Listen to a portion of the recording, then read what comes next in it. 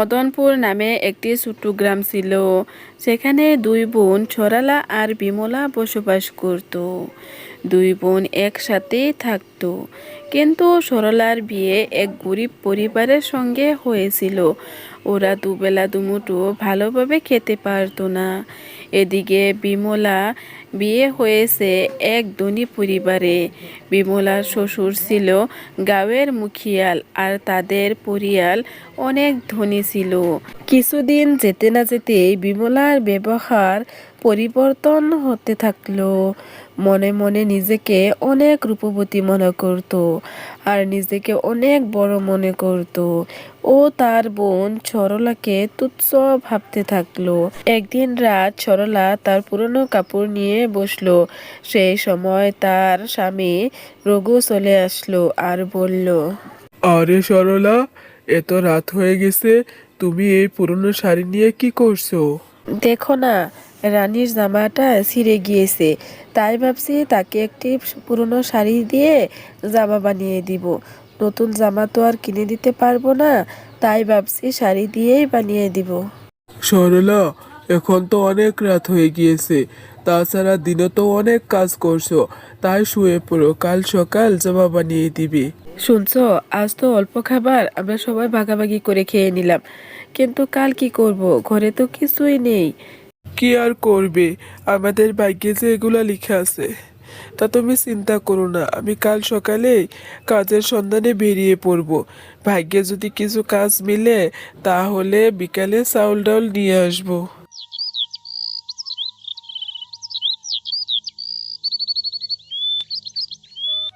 সরলা সকাল হতেই কিছু খাবার আনতে তার বোনের বাড়ির দিকে রওনা হলো।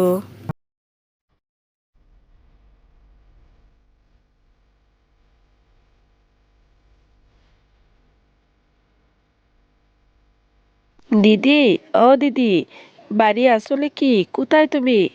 বাইরে আসো, জরুরি কথা আছে।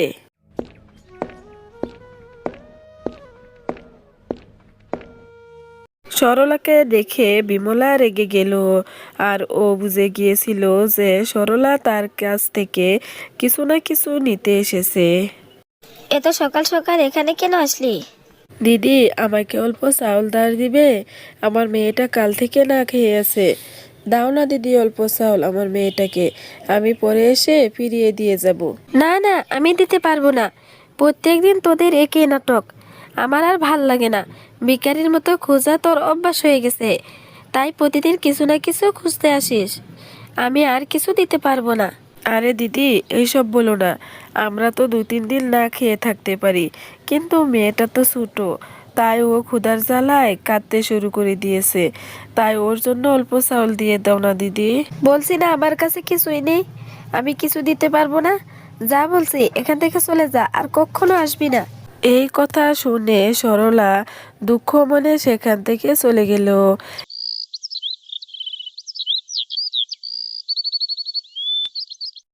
এদিকে রঘু কাজ করে অল্প টাকা পেল, আর সেই টাকা দিয়ে বাজার করে বাড়ির দিকে রওনা হলো।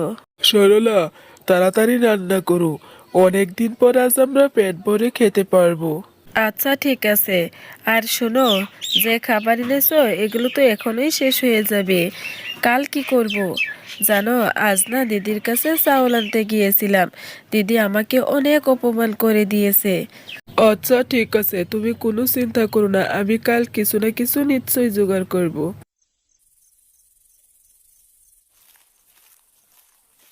তারপর রাত হতেই এক বুড়িমা বিমলার ঘরে গিয়ে বলল, ঘরে কে আছো?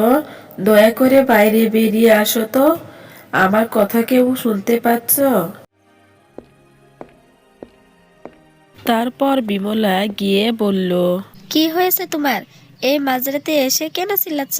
মা, আমি পাশের গ্রামে ভিক্ষা করতে এসেছিলাম। রাত হয়ে গিয়েছে, আশেপাশে কোনো বাড়ি দেখতে পাচ্ছি না, তাই তোমার কাছে এসেছি। আমাকে আজ রাত থাকার জন্য অল্প জায়গা দেবে?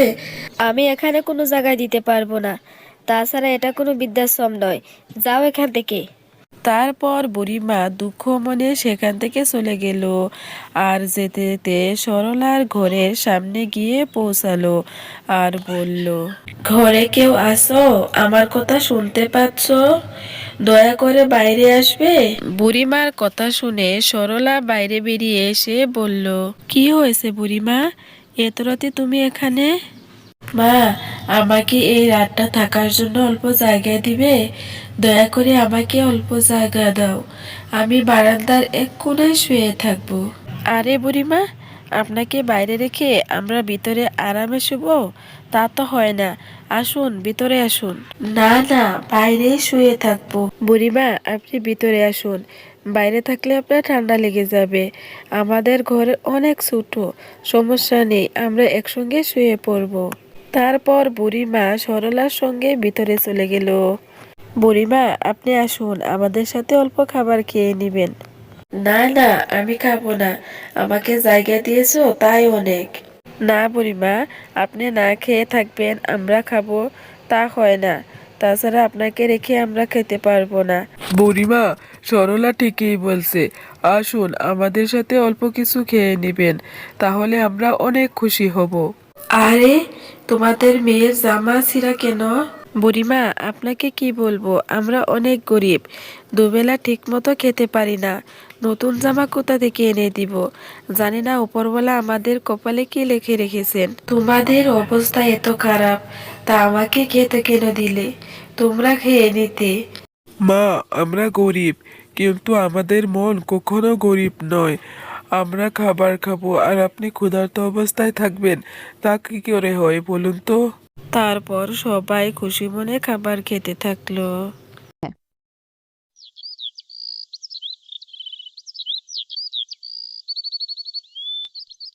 বুড়িমা, আপনি আমাদের বাড়ি আবার আসবেন, যখন মন চাইবে তখনই চলে আসবেন, আপনার কথা শুনে অনেক ভালো লাগে। আমি তোমার ব্যবহার দেখে অনেক খুশি হয়েছি।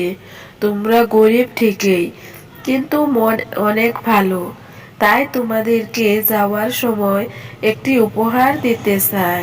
না মা, আমার কোনো উপহার চাই না, আপনার আশীর্বাদেই আমার উপহার। না বললে কি হবে, উপহার তোমাকে নিতেই হবে। এই বলে বুড়িমা সরলাকে একটি হাড়ি উপহার দিল। বিমলাকে হাড়ি উপহার দিয়ে বুড়িমা সেখান থেকে চলে গেল। সরলা উপহারটি নিয়ে ঘরের ভিতর চলে গেল আর গিয়ে খুলে দেখলো হাড়ি ভরা সোনার মুদ্রা। তখন ওরা অবাক হয়ে গেল। দেখছো সরলা, এত সোনার মুদ্রা কি করে আসলো? আমার মনে হয় ওই বুড়িমা কোনো সাধারণ বুড়িমা নয়। তুমি ঠিকই বলেছ, উপরওয়ালা মনে হয় এতদিনে আমাদের দিকে মুখ তুলে তাকালেন। সরলার আর্থিক উন্নতির কথা বিমলা শুনতে পেয়ে ও মনে মনে অনেক হিংসায় জ্বলতে থাকে আর মনে মনে ভাবতে থাকে ওরা কিভাবে এত ধনী হয়ে গেল। তাই খোঁজ নিতে বিমলা সরলার বাড়ির দিকে যেতে লাগলো। যাওয়ার সময় রাস্তায় রিনাকে পেয়ে বলল, আরে রিনা, তোর বাপ এত তাড়াতাড়ি ধনী কিভাবে হয়ে গেল? তোরা তো অনেক গরিব ছিলি, তোর বাপ কোনো লটারি পেয়েছে নাকি? না মাসিমা, আমাদের বাড়িতে একটি ভিখারি বুড়িমা এসেছিল, আর সেদিন আমাদের বাড়িতে এসেছিল। সকালে যাওয়ার সময় মাকে একটি হাড়ি দিয়ে গেছে, আর বাবা যখন ওই হাড়ি খুলে দেখলো, তখন দেখলো হাড়ি ভরা সোনার মুদ্রা। আচ্ছা, তুই ঠিক বলছিস তো রিনা, ওই সোনার মুদ্রা ওই ভিখারি দিয়েছে? এটা কিভাবে সম্ভব যে অন্যের ঘরে ভিক্ষা করে সে কিভাবে এতগুলো সোনার মুদ্রা দিবে? না মাসিমা, আমি সত্যি বলছি। আচ্ছা ঠিক আছে, আমি এখন খেলতে যাব। এই বলে রিনা সেখান থেকে চলে গেল। এটা কিভাবে সম্ভব? ওই ভিখারি এত সোনা কোথায় পেল? আমার কপালটাই খারাপ। ওই ভিখারি মহিলা তো প্রথমে আমার বাড়িতেই এসেছিল। আমি যদি তাকে বাড়িতে একটু জায়গা দিতাম, তাহলে সকল সোনা আমাকে দিয়ে যেত। তারপর বিমলা বাড়ি গিয়ে তার স্বামীকে পাঠালো ওই ভিখারি বুড়িমাকে খুঁজে আনতে। আর বিমলার স্বামী শঙ্কর গোটা গ্রাম খুঁজতে থাকে। আর খুঁজতে খুঁজতে একটি গাছের নিচে ওই বুড়িমাকে দেখে বাড়ি নিয়ে আসে আর অনেক খাবার খেতে দেয়। বুড়িমা, আপনাকে অল্প মিষ্টি দিব নাকি? না মা, আমার আর লাগবে না, আমার পেট ভরে গেছে। এইসব দেখে বুড়িমা বিমলার লোভ বুঝে যায়। ঠিক আছে, আমাকে এখন যেতে হবে, অনেক দেরি হয়ে গেছে। মা, আমি তো সবকিছু দিলাম, আপনি তো এখনো আমাকে আশীর্বাদ দিলেন না। আমার আশীর্বাদ তো তোমাদের উপর সব সময় থাকবে। ঠিক আছে, আমি এখন আসি। মা, আপনি আমাকে কোনো উপহার দিবেন না? আমি শুনেছি আপনি সবাইকে উপহার দিন, তা আমাকে দিবেন না? ঠিক আছে, দিচ্ছি, কেন দিব না। তারপর বুড়িমা বিমলাকে একটি হাড়ি উপহার দিল। আর সেই হাড়ি ভিতরে গিয়ে খুলতেই অনেক পিঁপড়া বেরিয়ে আসে আর তাদেরকে কামড়াতে থাকে।